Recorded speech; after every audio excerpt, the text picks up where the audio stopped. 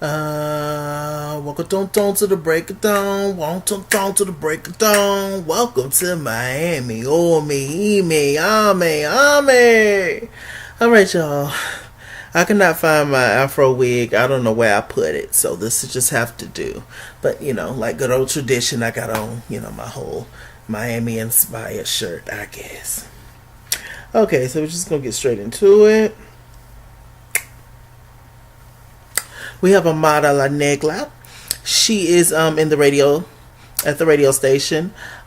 She's sitting there, talking about everything that's, going on with her. The guy mentioned that she had a very quick rise to fame. She says, no, it was not quick. It was hard.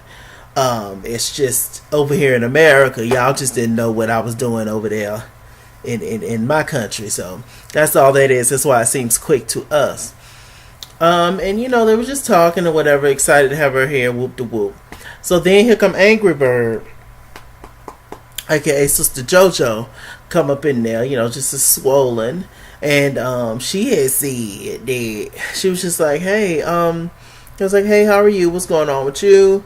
They, JoJo's still upset about the fact that Pleasure P dismissed her ass to the left last week. And she was just like, I really need therapy, honestly, because I keep choosing the wrong kind of dudes. Amada was just like, yeah, I dealt with a guy. He used to beat up on my self-esteem, treat me like crap, and then I got away from him. First of all, let me just commend JoJo on the fact that she feels like she needs therapy. That's one thing that a lot of people don't like to admit, that they might have some kind of issue or whatever going on. And I think that's very smart of her and mature of her to admit that she might need to go to therapy. Because a lot of people are not willing to, admit that. So shouts out to JoJo for that. That's real right there. And Amara even opening up, she was just like, yeah, I've dealt with a lot, in my past relationships, etc. They also, Amara also established that JoJo is her real friend, that she really loves her and care about her, and they both established that Shay is the problem. You see how quick they both done turned on you, Shay, and you sitting up there thinking that Amara is your real friend. Amara only rocks out with JoJo, and that's only because JoJo lives for Amara, okay? So, we gonna see, Shay, how this whole thing pans out, but Shay, it looks like ain't nobody a fan of you on the show. Not Amara no more, not JoJo, not Trina, not Joy, nobody. Not Miami Tip, not Prince, they don't really like you. So, I mean, what you gonna do, Shay? I mean, hell, they said that Shay's irrational and she can't even, sit down and have an adult conversation. I kind of agree with that, Shay. Shay, it's not looking too good for you, Shay. Amara also said that Gunplay is having an album release party, and his girlfriend is going to be there. So she wants to confront the girlfriend because, the whole thing of Amara sliding in Gunplay's DMs, etc., etc. So I was just like, Lord, have mercy, Jesus. What else is going on? So we see Kiara, mom, and sister. All of them got big boobs, so I'm assuming that Kiara boobs might be real, possibly. No, maybe not. I know that butt not, but maybe the boobs could partially be real. I don't know, but all of them have, big breastises and things. Kiara mama, I like her. She's a strong sister. She get up in there. You feel me? She's a preacher lady. The only one who could ever teach me was the son of a preacher man. So I was just like, okay. She was telling Kiara, right? We found out that Kiara been shot 3 times. Chaotic on this show been shot 17 times. We found out a little later on that Joy's brother been shot a couple of times. Like, it's crazy. Miami is a mess. My friends want to go on a trip to Miami this summer, and I said cool, but just as long as we ain't in the areas where they be filming Love and Hip Hop. No ma'am, I'm not finna go nowhere where Trick Daddy don't be hanging out at. No. Trick Daddy Dollars? No. So anyway, I was just like, child, I ain't going to no hood clubs. I'm just not. I can't do it.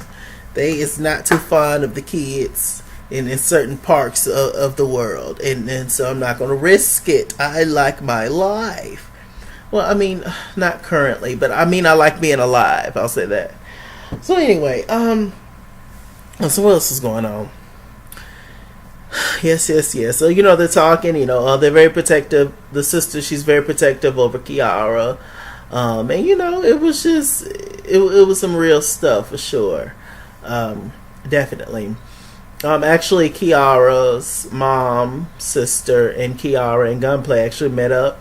Mama was schooling Gunplay. They did not have the best impression of Gunplay at the beginning because Gunplay showed up sloppy book drunk. And, he was showing out flipping tables, allegedly. And, so, the parents weren't too fond of him or whatever. And, so now they done, warmed up to him. And the mama was just like, look, you ain't going to be nothing for my daughter if you can't get yourself together. You need to get yourself together, get your life, love yourself more. He says he's working on that every single day. And it was a very important conversation. It was a conversation that I feel like Gunplay has never had. He's never had anybody be real and break it down to him like that. I don't know Gunplay's family life, We won't know anything about his parents or anything like that, or if he has siblings or whatever. But it's nice to see that Kiara's mother was in Gunplay's corner, but also protecting her daughter. Okay. So what else is going on? Let's see. I'll talk about that later. Okay, so Jessie and Trina is talking, about the whole situation. When she went into the studio with the producers, and she wanted to get the song, and the producers was just like, "No, you crazy, you're not getting a song." And Trina was just like, "Sis, that's how it is. That's how it actually is, like in real life."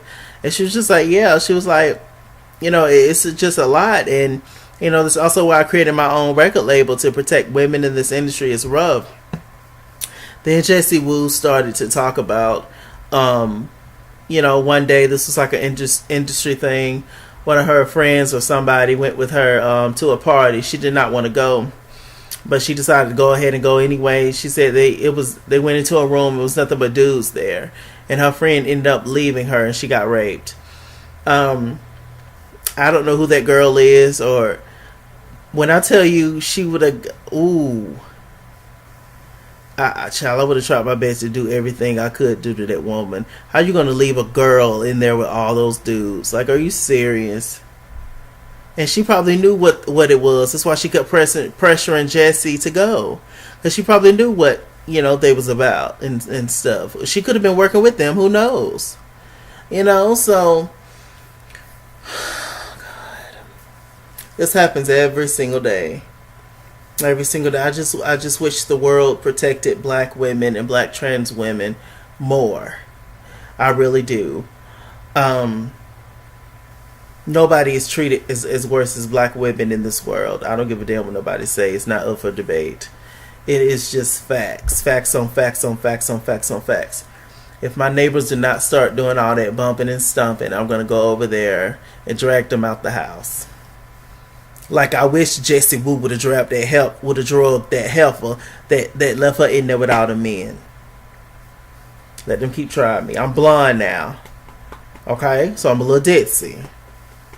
But I still cut you.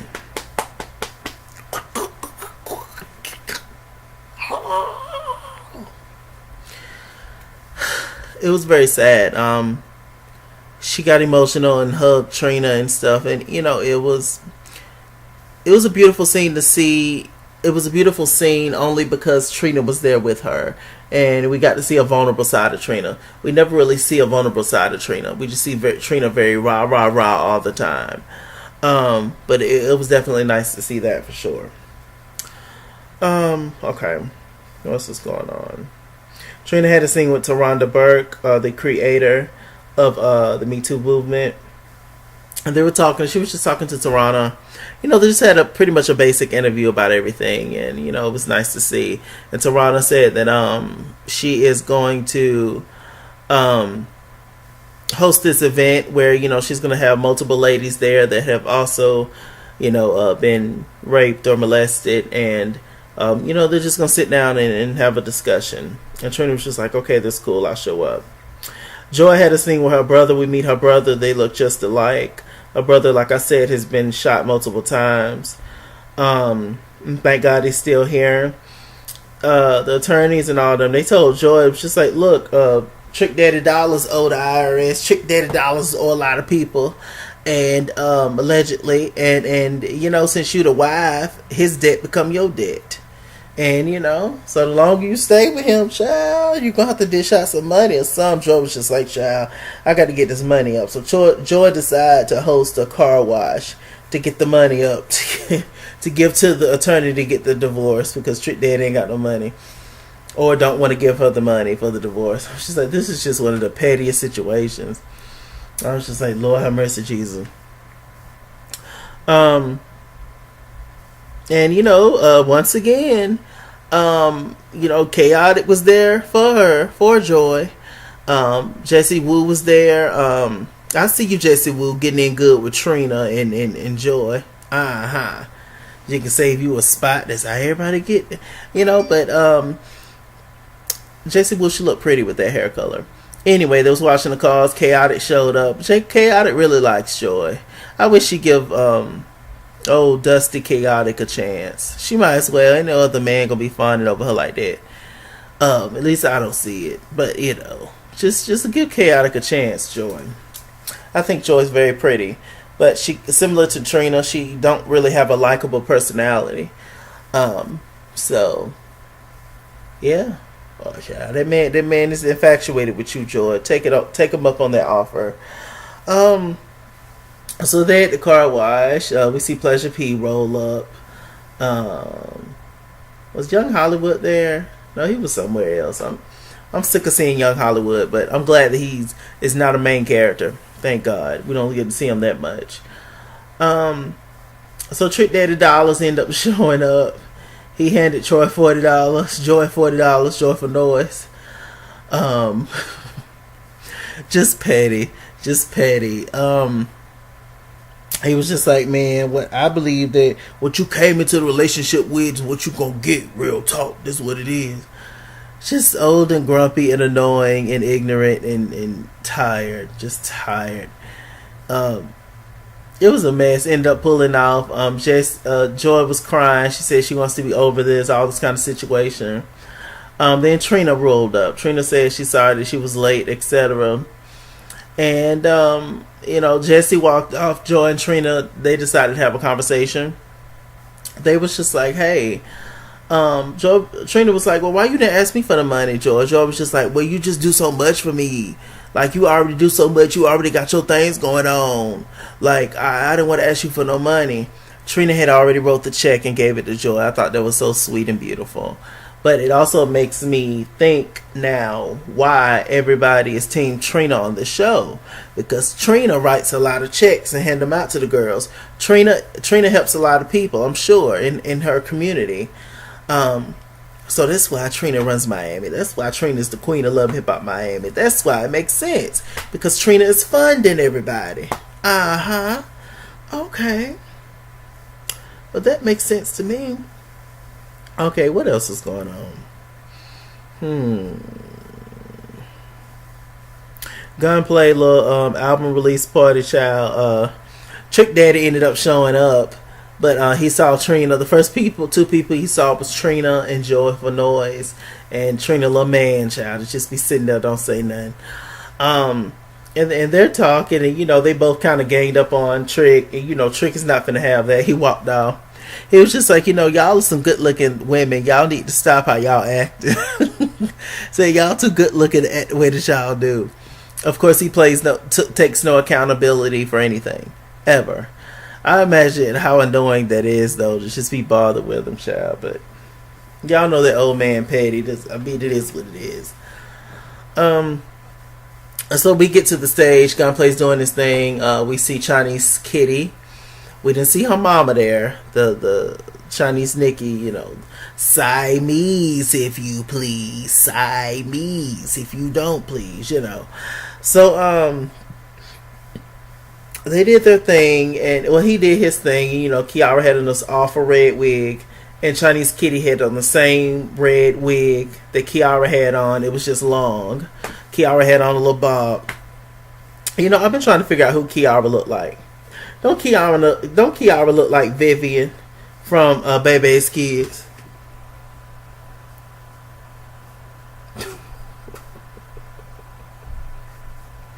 Is it not Vivian? Y'all go stop. Y'all gonna stop being petty. I like Kiara though. But anyway. So, they were talking and everything, and all of a sudden we see JoJo and Amada come in. Young Hollywood's there. And Kiara and Chinese Nikki instantly walked over to Amada and JoJo. It was just like, Amada was just like, hey, how are you? Kiara was just like, F you. I was like, dang. Like, you that mad? So, why you in Gunplay's DMs and all this other kind of stuff? Found out that Amara was sending Gunplay all kind of heart emojis and all that kind of stuff. Chinese Nikki walked off. JoJo walked off to do their own thing. They had an adult conversation. Amara was just like, well, do you possibly think that the reason I was trying to work with him would be work related? Like, you instantly thought. She was just like, I did instantly just think that. But judging on Gunplay's track record, you can't really blame her for thinking that. So it was just like, I guess it was a misunderstanding. We're going to say it's a misunderstanding. But Amara, if this true, if you're going around trying to sleep with everybody's man, girl, you're going to get your wig snatched. You can't live in this world and play dirty. It's not going to work for you, Amara. I like Amara. I tend to think that on these shows, the longer that you stay on these shows, you can't stay green and happy and innocent and everybody like you forever on these shows. The longer you stay on these reality shows, sooner or later somebody gonna mess with you and get you out of character, or they're gonna bring up some old dirt on you or something to ruin you, to break you down for drama, storyline, etc. It's an ambulance outside. Bless their heart, whoever it is. So anyway, is it coming in? No, I think it went by. Okay. So yeah, it's just, I don't know, Amara. I just want you off this damn show. I done tweeted you that, and I hope you listen to me. I want you off the show, Amada. Because the longer you stay on the show, the more they gonna fuck with you. The more they are gonna come for you. They are. And just please get off the show, ma'am. Please. Let's see.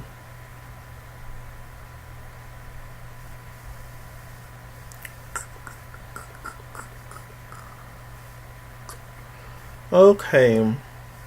It was nice to see Kiara and Amada make up in a decent kind of way.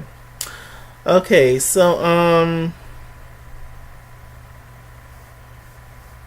the last thing I want to talk about, I believe I talked about everything, is the whole Me Too movement convention meeting. Chinese Kitty was there, Trina was there, Joyful Noise was there, and Jessie Wu was there. And so they're up there talking, and the words that was coming out of Tarana's mouth was really touching Jessie. Jessie started to cry. And she said that she was raped, and the biggest issue that she has with everything, with this whole thing, is that her rapist is still out there, living good, working with artists, touring, probably doing this to other girls, just living his life like it's golden, like ain't nothing happened. It's so hard to live with that. She was just like, your joy is in you. You cannot tie your joy up with that man. You have to live your life for you. Amen. And what that man gets is what he gonna get. You know, a lot of people tend to think that you can do people any kind of way in this world and nothing's gonna happen to you. Eventually it all comes back. It hit a lot of people when they get older. I have family that's feeling the hit now in their 50s and 60s from shit they did way back when, before I was even born. It hits you at some point, and some people it don't. If it don't hit you in this life, it's going to hit you in the afterlife, because everybody's not going to heaven. Come on, somebody. Everybody's not going to heaven, you know? So, you know, best believe people who do people any kind of way and do awful things like that, they're going to get theirs. They're going to get theirs, and it's going to hurt a lot. And they're going to suffer, for sure. God bless Jessie Woo. I have my gripes with Jessie Woo as far as her character on this show. But this particular episode, I'm 100% with Jessie Woo and anybody that has been molested or raped or anything. Just look out for your family, see the signs, look out for your kids, all that good stuff. Tarana had a conversation with Chinese Kitty and Jessie Woo. We found out that Chinese Kitty had been through a similar situation. You know, where she got drunk. She was around some dudes and a couple of girls, and she got drunk, and she said her body was numb, and all she remembered is just walking to some guy's room, and he raped her, and then they literally, once they were done with her, him and whoever, they threw her out the car and left her there. She said her dad found her, and could you imagine being a father, seeing your daughter, you know, probably barely with no clothes on, like laying out on the ground? Like, can you imagine? So it's just terrible. Just watch who you're friends with, watch who you're around. If something in you is telling you not to do this, not to go to that party, if you don't feel comfortable with anything, get the hell out of there. There's always a feeling that you get when something's not right, for the most part. So, you know, and just, you know, everybody's not your friend. Everybody don't have your best interest at heart. Just watch who you hang around, male and female. Okay, because a lot of these women are shiesty as hell too. With that said, I'm Mr. Chalaki on Google Plus. Follow me at this Kingsword Instagram and Twitter, at this Kingsword89 on Snapchat, Chase King on Facebook, Mr. Chalaki on Cash App and PayPal. Run me my money or run me my fade. Run me my money the way I get paid. I love you so much. Stay black, stay tuned. Happy Black History Month. Stay blind. And I'll see you guys later. Bye. Still the baddest, ain't the damn thing changed.